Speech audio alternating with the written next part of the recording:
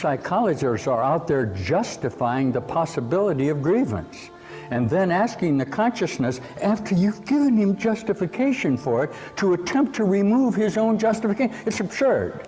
You're asking him to repair what you've already justified in his own mind. Now what are you going to do? As an unhealed teacher, you're going to share that justification of the grievance. Why don't you just say to him, it's impossible to be unjustly treated? You know why? He don't want to hear that. You going to hear me or not? He doesn't want to hear it's impossible to be unjustly treated. Why? It's impossible to be unjustly treated. If he heard that, he couldn't stay in the world, could he?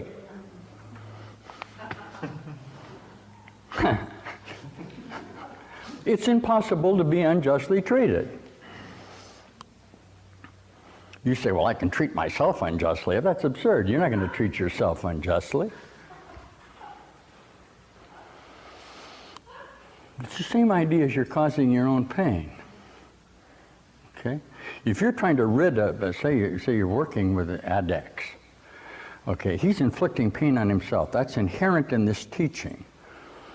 And you know that before you go to the meeting, a guy cuts you off on the highway, and I always tell the story because it's such a good one. It's very basic.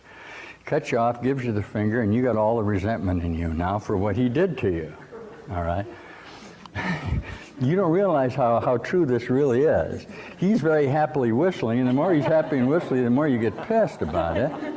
But the fact of the matter is, at that moment, you are inflicting pain on yourself, and all of the subsequent moments that you hold on to that resentment, you continue to literally inflict pain on yourself for an incident that's already passed. If you don't forgive it, you'll inflict pain on yourself forever.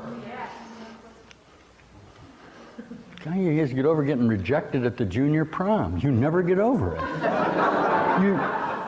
Do you like that? Ooh, you hate it. Huh? He didn't kiss you goodnight and you went in and you had a big piece of asparagus growing right out of it. Come on. And you go back and you relive it and you relive it and you relive it. And you said, if only I'd have gone to the movies room, I would have brushed it away. And things would have been different.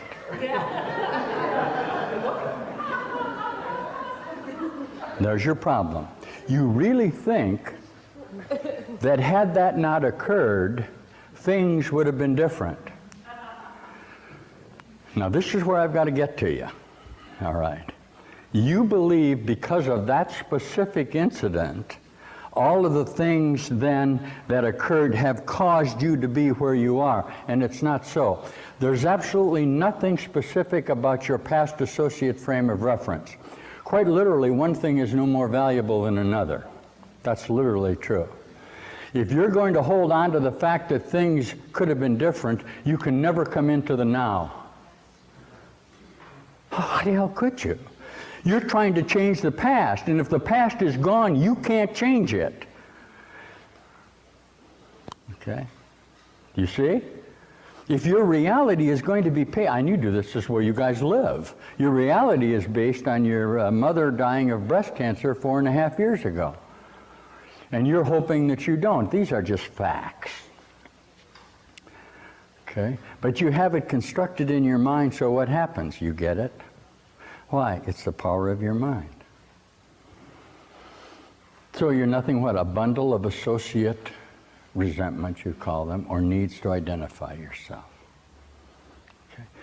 The new mind that's emerging in you now will not be concerned about the past. This is the whole teachings of the Course, to relinquish, don't bring into the present the past, except the certainty, hear this, it'll really save you some time, that everything that possibly ever could have happened to him has brought him to this moment.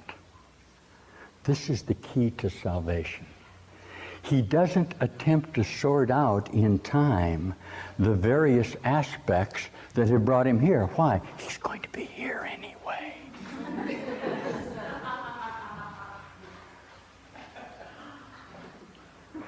This is Course in Miracles now. Some of you are really hearing this. If he's going to be here anyway, what the hell difference does it make how he got here? When they have come, they have come. When you hear this, you will have heard it. It's your determination to associate with your previous forms of reference that literally keep you from hearing it. Because by bringing the past association into this, you project into the future your previous associations and literally cover the holy instant. Does everybody hear this? How the hell are you going to work a miracle if you and I are so busy in our own memories of each other? The memories are not true. Can you hear this? This association that's going on here has absolutely no reality at all. None, period, zero, none. Yet you're addressing it, so somewhere contained in this association must be salvation. But obviously it can't be in our mutual identities with each other. Where's it going to be? In our determination to seek an answer outside of our mutual identity. You can't do it any other way, and that's what forgiveness is. I want you to understand this. When I speak this way, I'm speaking mechanism. I'm speaking literally of the manner in which you reach atonement. You, individually.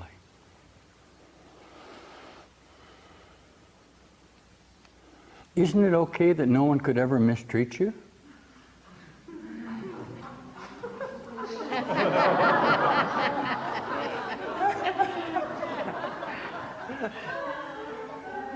No, it's not okay.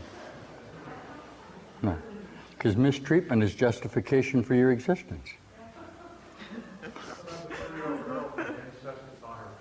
Yeah, what about us? See, who's the ancestor? You are. Would you want me to toughen this up for you, dummy? You're the cause of it. See, he's determined somehow to reject his incestuous attitude. Should I teach it to you this way? If anybody commits incest, it's you. That's why you're guilty. You're guilty of all the thoughts that you attempt to disassociate yourself from and give it to somebody else. Cut it out. What are you going to do? It's exactly the same association. You're raping your own daughter. How do you want it? Nothing is occurring except it's in your own association with yourself. Fortunately, what? It's not real.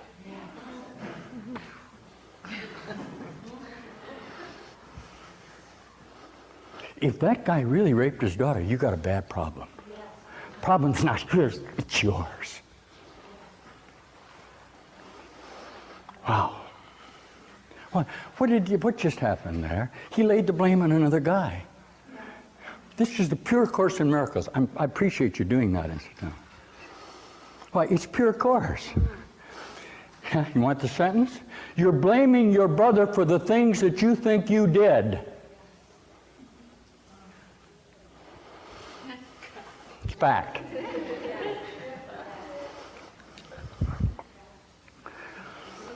Now, here's the problem. If you want to do it this way, can you be found not guilty of incest with your daughter? Yes, I find you not guilty. If it occurred, you're guilty forever. Because you are sinful in time. Because time is what sin is. You listen to me. It's your determination to hold on to the things that you identify as being valuable to you and rejecting the other things, but they don't go out of your mind. Do you hear me? Do you really hear what I'm telling you? If you're the cause of this, that has to be true. Now, what did he do? He just denied he was the cause of it. No. The reason he can't accept that he's the cause of it is his reality is based on not being the cause of it. You ought to be able to hear me. I'm speaking to you very plainly. That way he keeps his identity within what you would call a moral, I suppose. He places himself under the laws of man and equates the good and the bad in relationship to things that he would never do, but somebody else has done. That's crazy. What he's saying is there are separate minds outside of me that would do that, but I would never do that. Tough teaching, huh? Too bad. Give me another solution. Anybody? Give me another solution to this. If minds are separate, that is sinful. You would then be capable of committing a sinful act. If it is only in your mind, it's repairable because it couldn't be real except by your association with yourself. I'm teaching the course.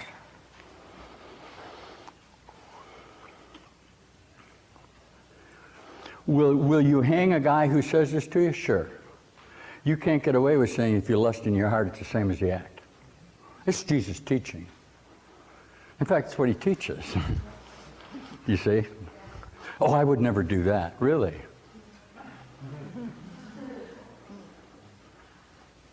Really? No, I would never do that. Okay. Don't. What would you do?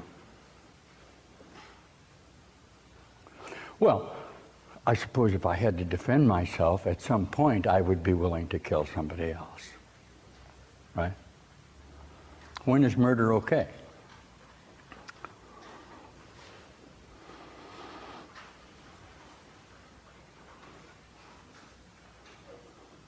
I don't want to get into taboos of incest. I'll give you a talk on that. The necessity for the genetic association to broaden in patterns of consciousness without turning back in on itself. That's a cultural distinction that goes on in the creative purpose of perceptual mind, and it sets up laws that will best bring about the survival of the separation. Remember that, not the survival to God. Okay. Fit sociological associations do not mate within the inner families. I'll give you the answer to the taboo. And obviously they seek outside, that then becomes a taboo. But neither one of them makes it real or not real because it's not so. This is just an association of your determination to hold on to your limited thought forms in the identification of yourself as a species association, man. Homo sapien. What is man? What is it that doesn't know itself? If the condition, which is reasonable, okay, of wholeness, of beingness, is knowing who you are. Do you see? If you are under no laws but God's, which is the law of whole will, why are you concerned about your perceptual associations except to protect yourself from that will? Okay. Yet you cannot not be whole and perfect.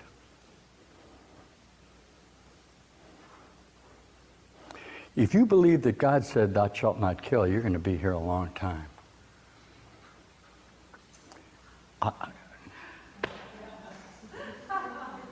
Can you hear me when I do that? I mean, what would God know of killing? No, these are man's laws for man. These are reciprocal laws of social relationships. Are they valuable? They're completely necessary. Okay. To bring about the association of the consciousness with himself. He'll then continue to search within his split. He doesn't need a law except that his mind is split. You know, rhinoceros doesn't need a law to reach up and eat off a tree. Rhinoceros is God. Why? A rhinoceros knows what it is. It doesn't suffer from a condition you call rhinocerosism. You think it does, though. Can you hear me when I do? You've given it a separate identity. A rhinoceros doesn't want to be a buffalo.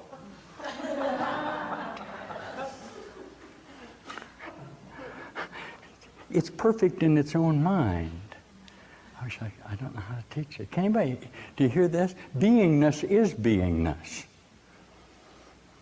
I mean, if there's a difference between a hippopotamus and God, it's only because you say so.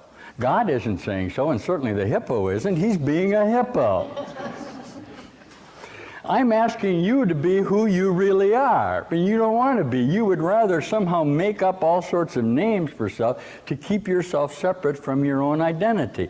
But you cannot not be the only living Son of God because you are God creating, okay? Wow, we heard it all. That's great.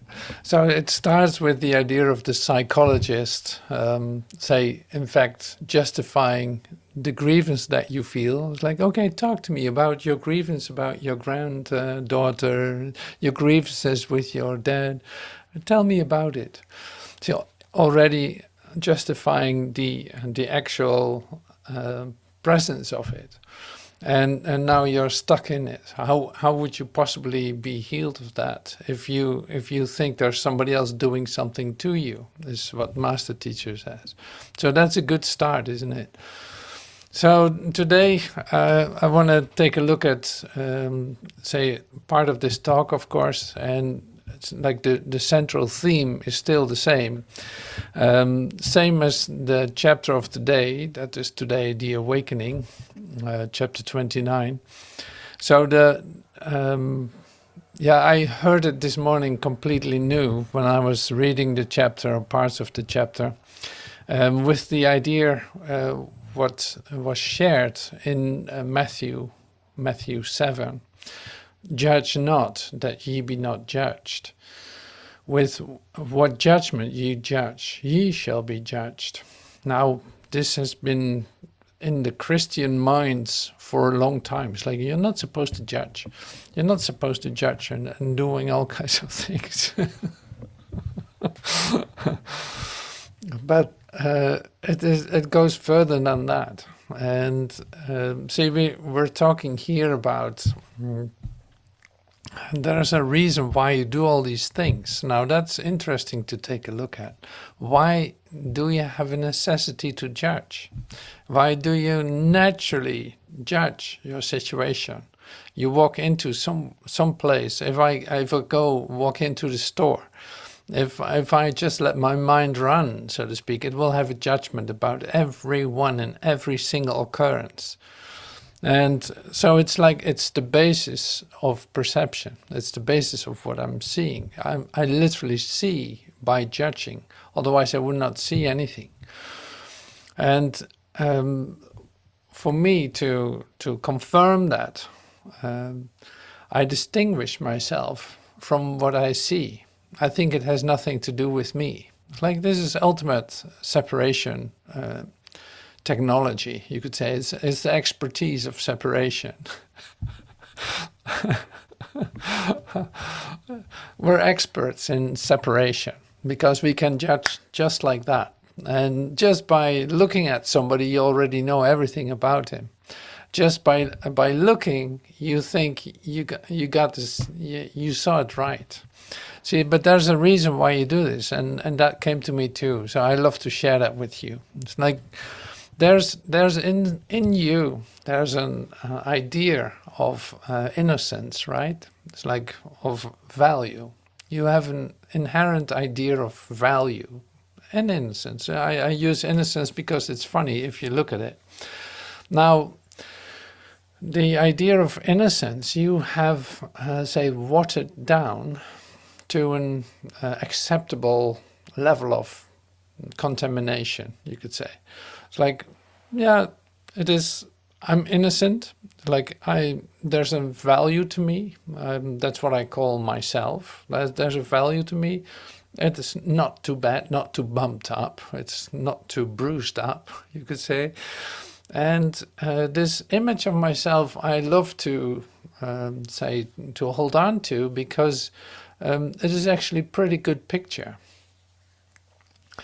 Now, so in order then to polish this picture, I do this because it's literally like body related. In order to preserve my self-image, I say compare myself. So comparison is also a judgment, of course.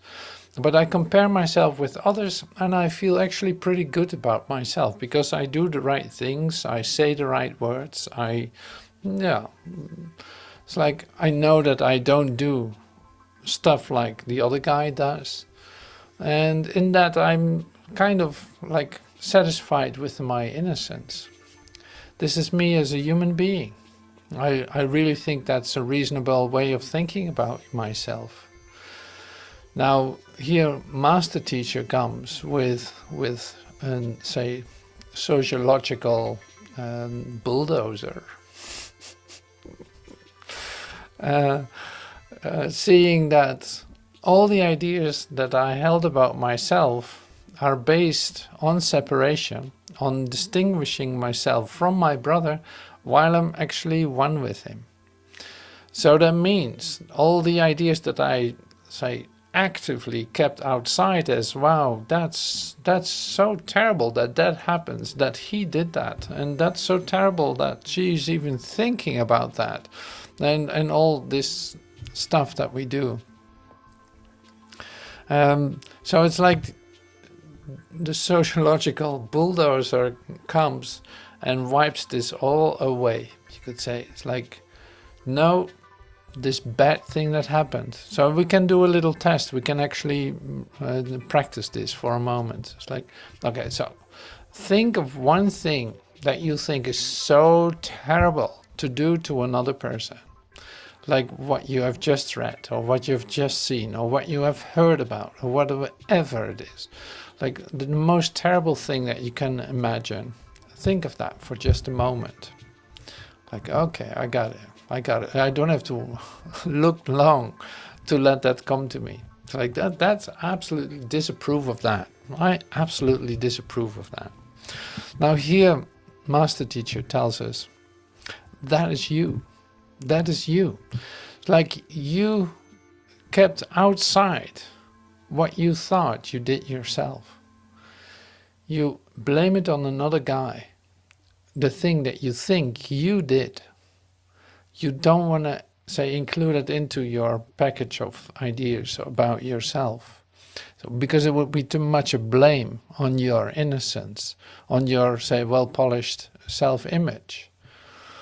But he says, no, you did rape your daughter. No, you did do this incest. No, you did do this, and you did do that. And just as a practice, just as a practice, he also says this, and which is really important in the whole story. None of it has any reality. If you are as God created you, none of that had any reality. Did you suffer the consequences of you thinking that something was done to you, or that someone else is doing something that's absolutely disapproved of by you? Did you suffer the consequences of that? Did you feel the pain of that? Yeah, absolutely. And do you think that if the past had been different, you would have been a different person? Like it was to blame on the past occurrence? We all thought that. And does it have any reality? Well, if the past is over and it cannot touch you, it has no reality, because God's life, God's love is eternal. It has nothing to do with the limited ideas. So that's why this now comes together. Your talk with the psychologist, he justifying the fact that you feel a grievance and that you have to deal with that, trying to deal with the idea that somebody did something to you, and now you express it, you feel better about it, do some little techniques to wipe it off your consciousness for just a moment, so that it will return back in 5 years. So you can say, like, this is the ultimate psychology, you could say. It's ultra-personal psychology. And it comes to this point where you actually realize, I'm doing it to myself, but none of the things I did to myself have any reality. Now I can actually awaken from this by giving up my judgment. Like that would be the next step then. Giving up my judgment about anything that has occurred, or that I think is occurring, or that I think will occur.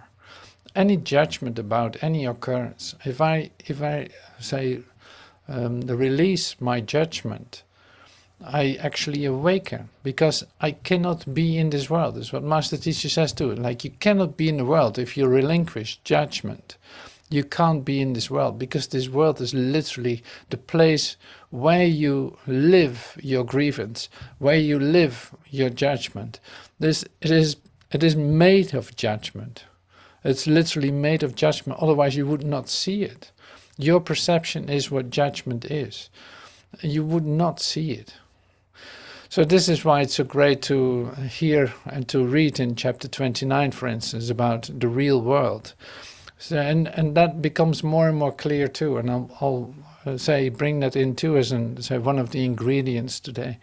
Like, the real world is what you know. It's not unknown, or I need to do this first before I recognize it. It's like, no, it just has nothing to do with the forms that you're used to and using to identify yourself. That's why it has nothing to do with. And I can tell more about that because it becomes so obvious. Like, if I relinquish my judgment about someone, I can actually communicate with this person. I recognize my oneness with you. I'm allowing the miracle to occur. Now you see that becomes really more and more attractive, to allow the miracle. So the relinquishment of judgment, in fact, puts you in the place where you can experience the real world. And in the Course it says, like, the real world doesn't have buildings and all this. It's like, it's not about form whatsoever, but it is about, and here we continue, in fact, where we left off last night or yesterday in the Miracle Mind meeting, in the chapter a day meeting. You see that the thing that happens is that there's a present memory.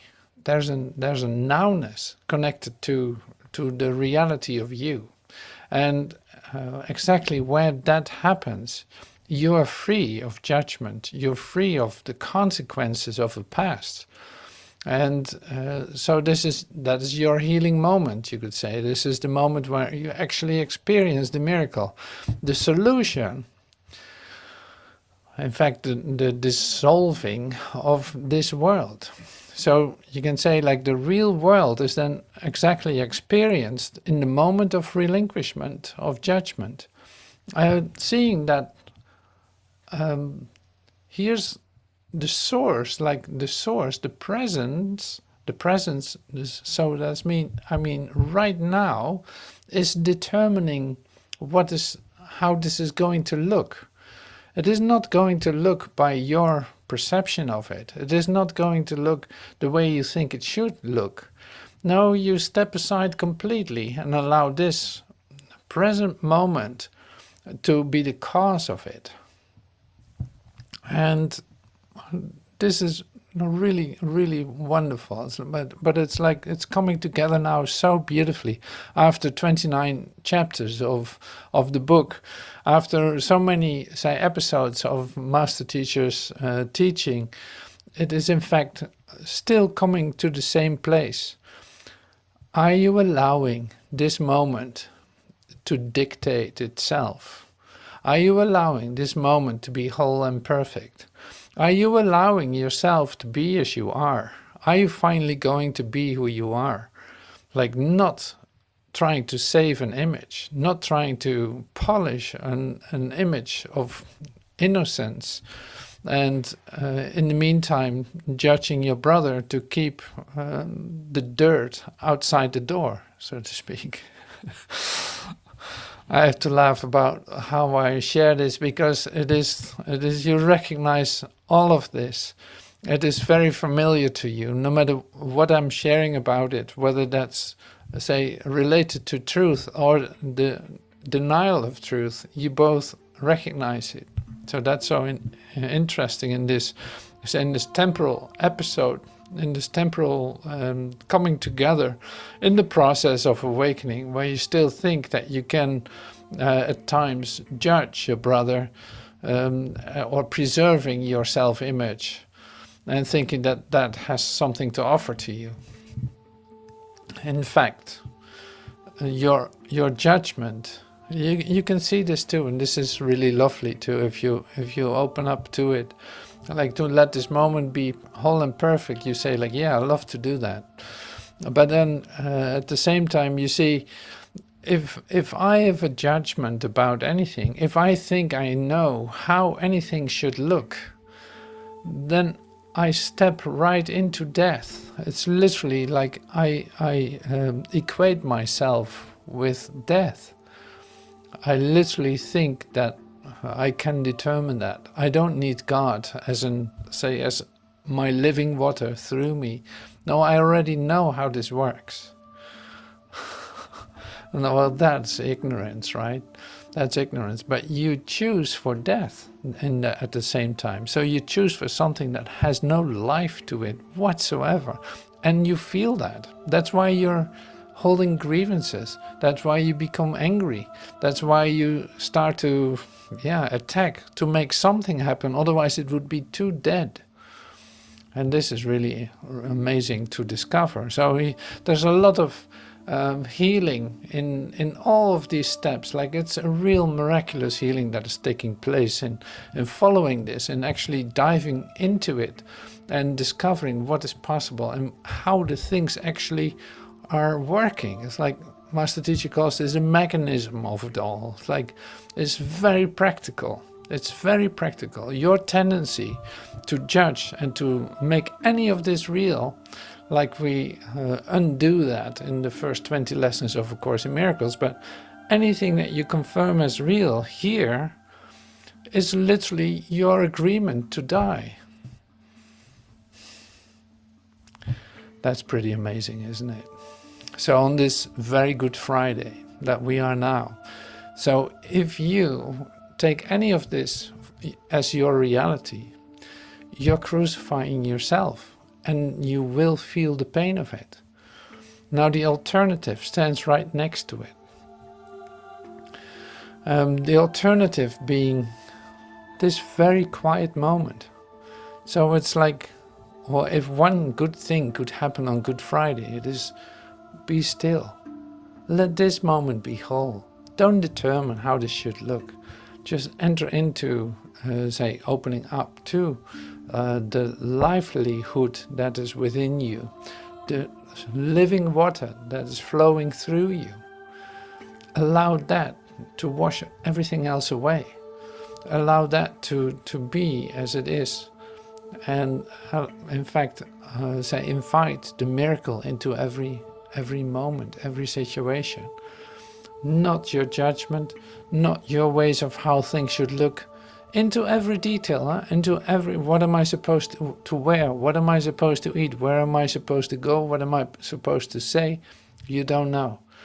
So this is our preparation to a whole new way of discovering ourselves. Why am I not letting myself be myself?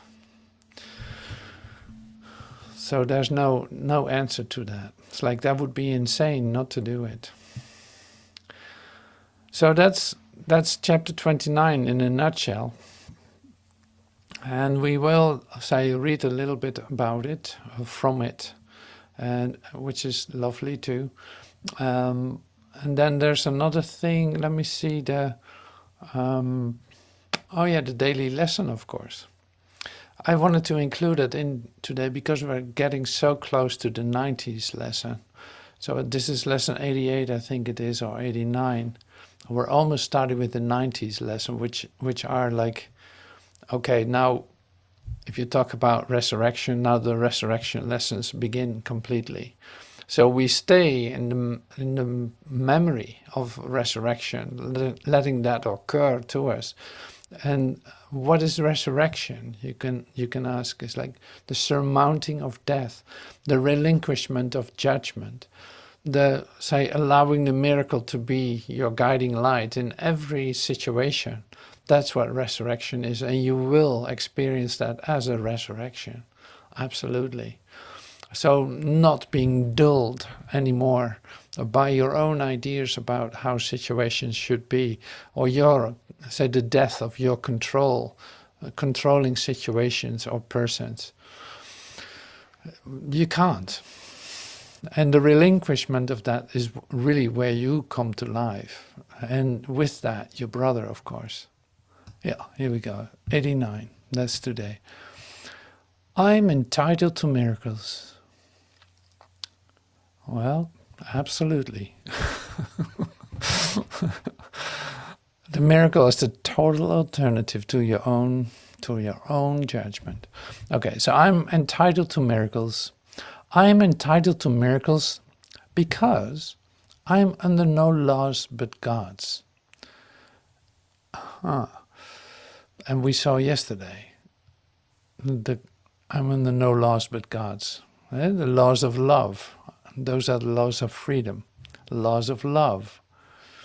Okay, I'm entitled to miracles because I'm under no laws but God's. His laws release me from all grievances and replace them with miracles. So here's your forgiveness. It's like his laws release me from all grievances and replace them with miracles. And I would accept the miracles in place of the grievances, which are but illusions that hide the miracles beyond. Now I would accept only what the laws of God entitle me to have, that I may use it on behalf of the function he has given me. What is my function? My function is happiness. You might use these suggestions for specific applications of this idea. Behind this is a miracle to which I am entitled. So specific applications means situations where you are consciously aware of, well, this really matters what's happening now. Now, whatever I choose now will determine a lot for me in how I feel about myself and how I, say, relate to my brother. Behind this is a miracle to which I am entitled. Let me not hold a grievance against you, whoever that is, but offer you the miracle that belongs to you instead. Like, let me not hold on to any grievance against you, my dear enemy, but offer you the miracle that belongs to you instead. Seen truly, this offers me a miracle. So this is a great one. Seen truly, this offers me a miracle. Like any situation in which I have to pause a little bit to see what's going on. It's like, well, if I take a good look at this, if I look at this truly, this offers me a miracle, not anything else. Like this opens something up, an alternative to me that will show me who I truly am. Let miracles replace all grievances. By this idea, I unite my will with the Holy Spirit's and perceive them as one. By this idea, do I accept my release from hell. By this idea, do I express my willingness to have all my illusions be replaced with truth, according to God's plan for my salvation. I would make no exceptions and no substitutes. All I want all of heaven and only heaven, as God wills me to have. Like it's already mine. In truth, it is already mine. I want all of heaven and only heaven, as God wills me to have. Useful specific forms for applying this idea would be, I would not hold this grievance apart from my salvation. I would not hold this grievance apart from my salvation. Let our grievances be replaced by miracles. Beyond this is the miracle by which all grievances are replaced. It's like this is on day 89. On day 89 you still hear about grievances. So what is that with those grievances in the Course in Miracles? Like Can you just have not like beautiful expressions about how beautiful I am and that I'm so one with God and all this? Why is this still coming back with grievance ideas? Like, why do I need to continuously read about grievances? Well, you have found the answer probably.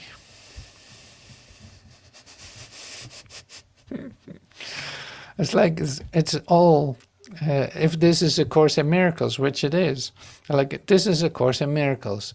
So that means it is a Course in Miracles. Now, what is in the way of miracles? Let miracles replace all grievances. Well, this is really like the nutshell of a whole Course in Miracles. Let miracles replace all grievances. That means it's a total story. I cannot hold on to some grievances and think I'm okay.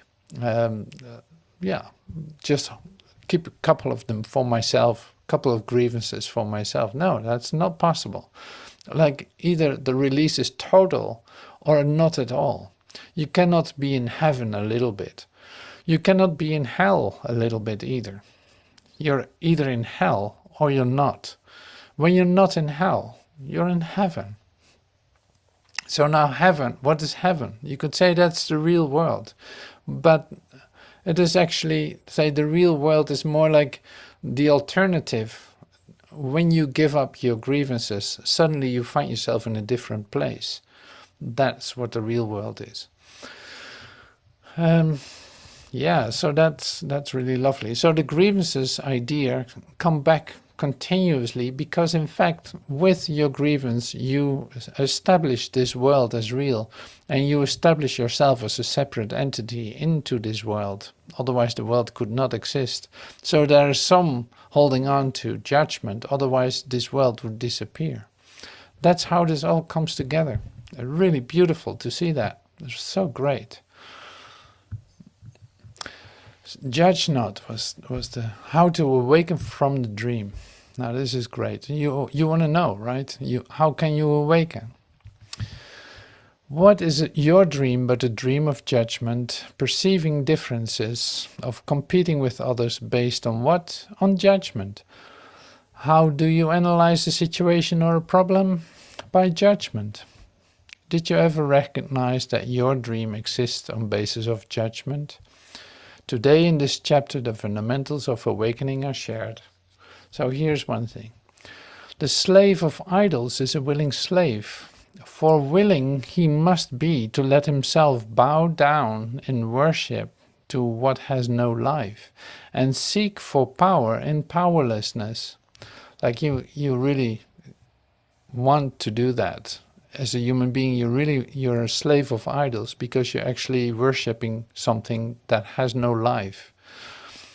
What happened to the Holy Son of God that this could be his wish? To let himself fall lower than the stones upon the ground and look to idols that they raise him up? Like you have a lot of trust in your idols to raise you up out of the darkness that you find yourself. Hear then your story in the dream you made and ask yourself if it be not the truth that you believe that is not a dream. So this is a double negative. So listen to this. Hear then your story in the dream you made and ask yourself if it be not the truth that you believe that it is not a dream. See, that's you have to sit with that. You just have to sit with that. A dream of judgment came into the mind that God created perfect as himself. Like a dream of judgment came into the mind that God created perfect as himself. And in that dream was heaven changed to hell. And God made enemy unto his Son. So here's Matthew 7. Judge not that ye be not judged, for with what judgment you judge, you shall be judged. And with what measure you mete, it shall be measured to you again. Why? And why? Behold you the mote that's in your brother's eye, but consider not the beam That's in your own eye. Well, like I said, we have a very specific reason for that, to stay clean in our, say,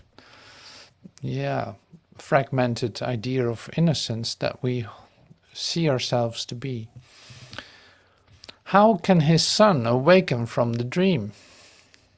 It is a dream of judgment, right? It's based on judgment. It's based on differences, analysis, comparisons, competing, and all the activities of ego, you could say.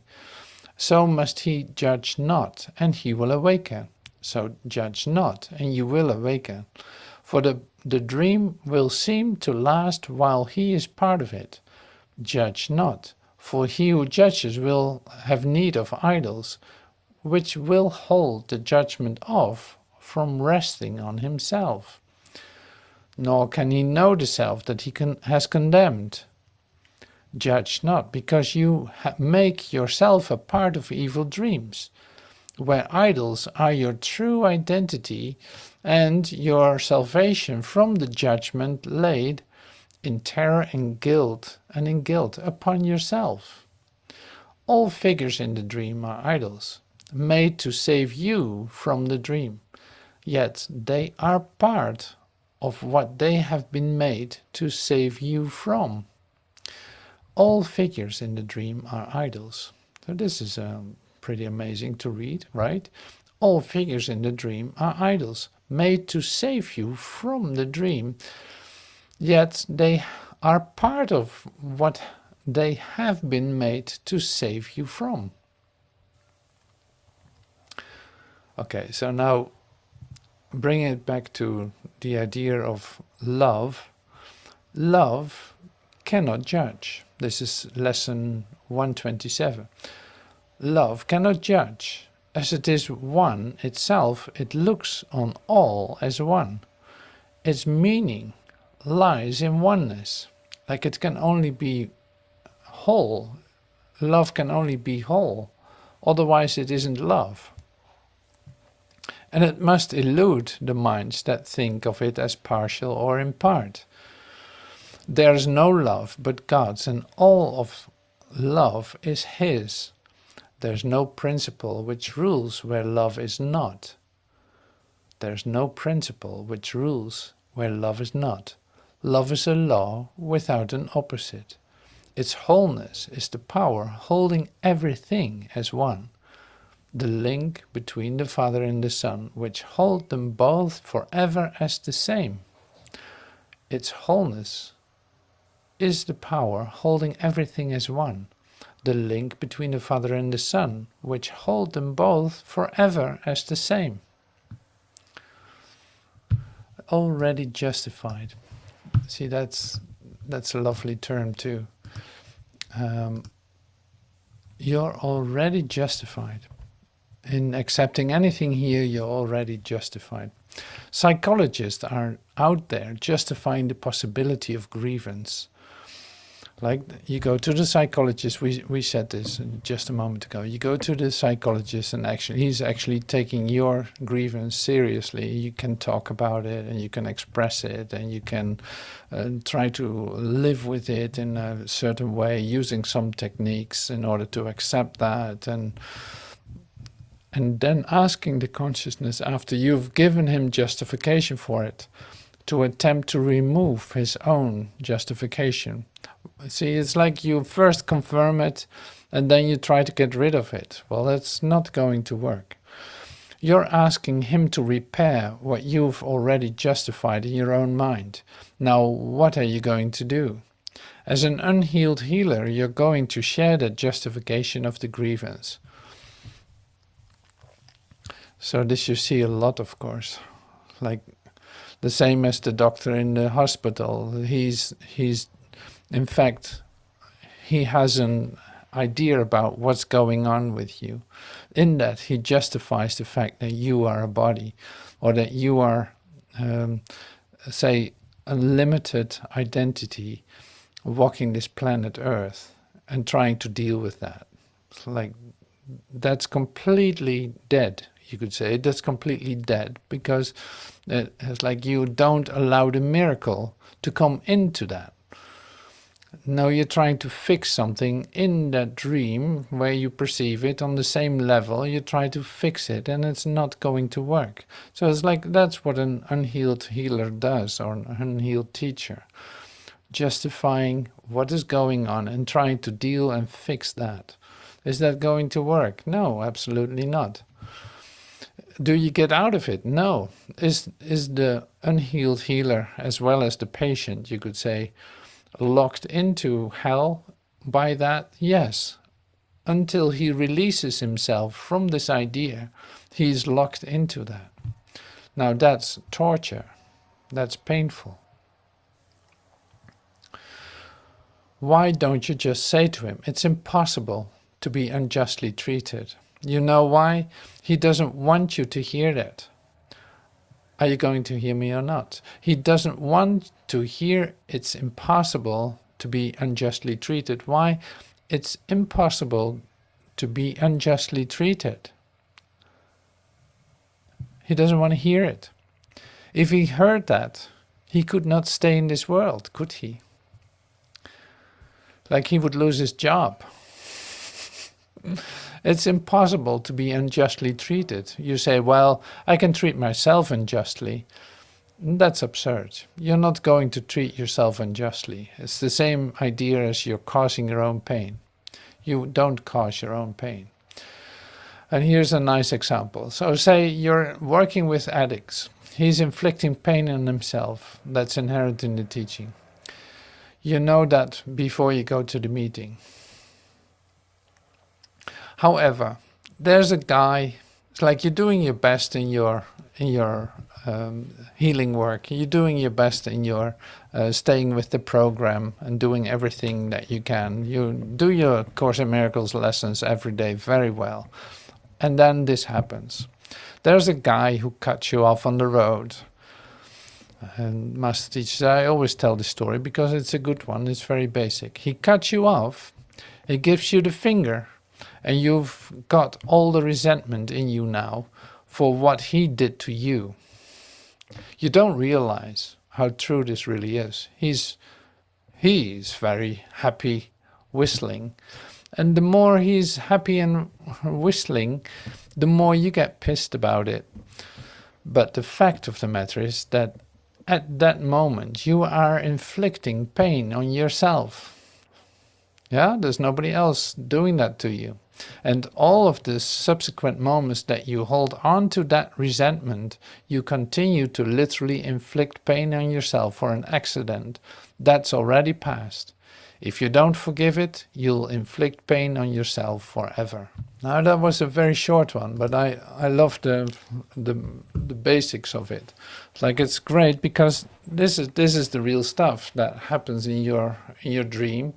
Like you have a resentment against someone, and now this someone is acting as if nothing is going on and feeling really good about everything.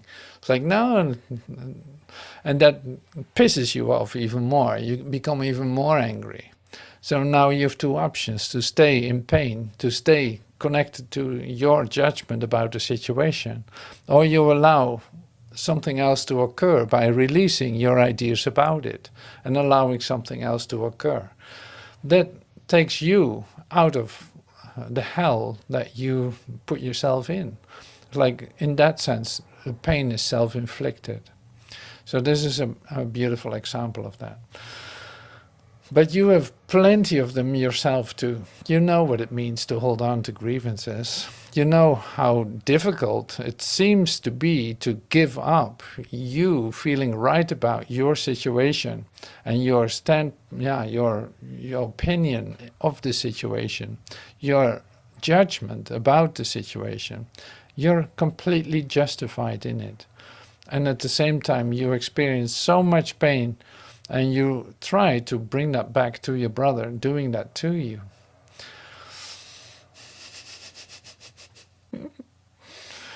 So on this Good Friday, you might as well give it a try to get yourself off the cross. You don't have to go through this whole Golgotha thing, like this whole crossroad up to the mountain with a cross on your back and finally being nailed to it. Like, you can skip that. You don't have to repeat that story again. So that's the beauty of what is being offered here. It's a course in miracles, not a course in suffering, or inflicting more pain on yourself, or justifying your own grievances. So thank you for allowing the alternative to be given to you, and today you will accept it, seeing that there's no alternative to it, and the world of hell and death you know so well is like excruciating, unacceptable to you. So the door to alternative stands wide open, and you feel this incredible pull to step inside. Now that's a Good Friday. So thank you so much for joining today. I'm so happy that you allow yourself to open up to the miracle, to allow this moment to just be perfect. Why not? And like, that is so great. So that's in your hands. And when you do that, we celebrate this together. How lovely is that? That is so amazingly beautiful, recognizing that there's no exception to the love of God. And we disappear in that together. Great. So let yourself be overwhelmed with love today, will you? Thank you so much, and see you soon. Thank you.